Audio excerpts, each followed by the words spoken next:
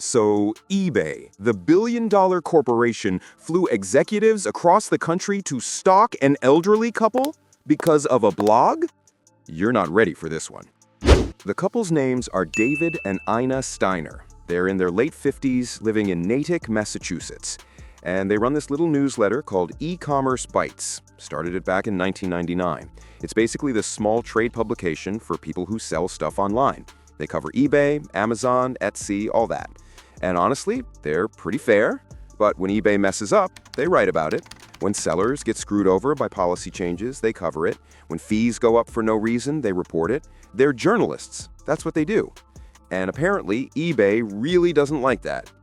August 2019, the Steiners publish an article about eBay's annual seller conference. And it's not even that harsh. They just point out some issues sellers were complaining about. But eBay's CEO at the time, this guy Devin Weinig, he takes it personally. And so Weinig reads this article, and instead of ignoring it like a normal CEO, or, I don't know, maybe improving the company, he sends a text to his executives. Quote, "Take her down." Another text about the Steiners. "If you are going to do a security sweep, now is the time."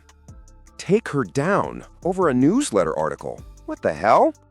Now, Weinig himself was never charged with anything. He resigned a month later when this all started falling apart. Claims he didn't mean it literally. Sure. But those texts, they set everything in motion. Because now we got to talk about the people who actually carried this out. This wasn't some rogue intern going crazy. This was 7 senior eBay employees working together. The ringleader is James Baugh, Senior Director of Safety and Security. And get this, he's a former police captain. This guy used to protect and serve. Then there's David Harville, Director of Global Resiliency, whatever that means. Philip Cook, another former police captain, now working as eBay's security supervisor.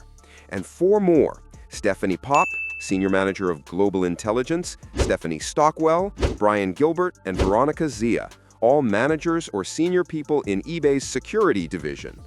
I mean, these aren't random employees. These are former cops, corporate leaders, people making 6 figures, and they're all in a group chat, coordinating, planning how to terrorize this elderly couple who runs a newsletter. And so the harassment campaign begins. August 10th, 2019. The Steiners are at home, doorbell rings, package on the doorstep. David opens it, live cockroaches start crawling out. And they're confused. Who sends live cockroaches? Is this a mistake? A few days later, another package. This time, David's more careful, opens it slowly. Live spiders inside. And so now they're scared. This is targeted. This is personal. Next package, fly larvae. Maggots, basically. David and Ina have no idea who's doing this or why. They've never had enemies. They run a newsletter about online selling. But it doesn't stop. August 15th, doorbell rings again. This time, it's a bloody pig mask. Like a fetal pig mask from a science class, just sitting on their doorstep.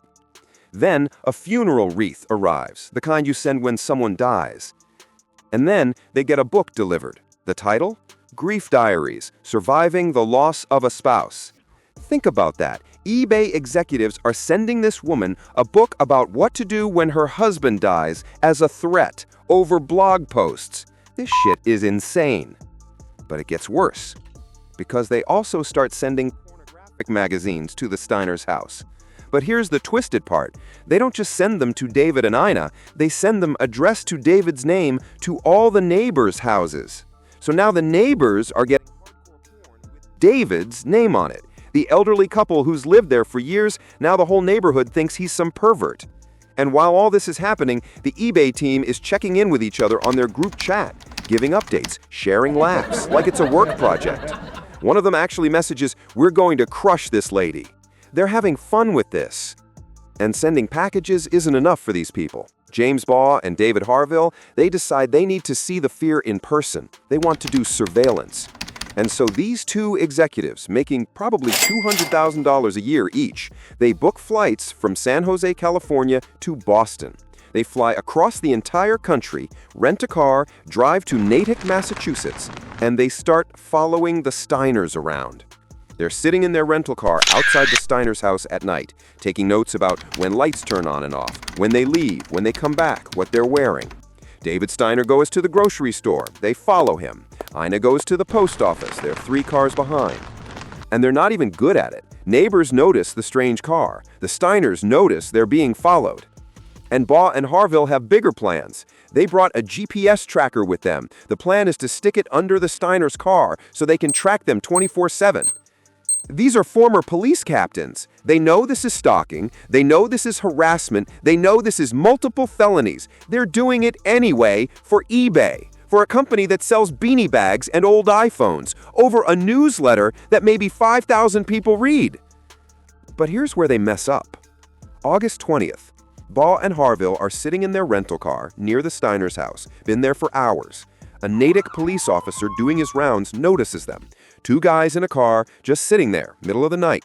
He approaches, knocks on the window, asks for ID, asks what they're doing. And Baugh and Harville panic. They show him fake business cards, claim they work for some consulting company, say they're in town for business. The cop doesn't really buy it, but he can't prove anything. He takes notes, lets them go. But that interaction, that becomes crucial later. Meanwhile, David and Ina have been documenting everything.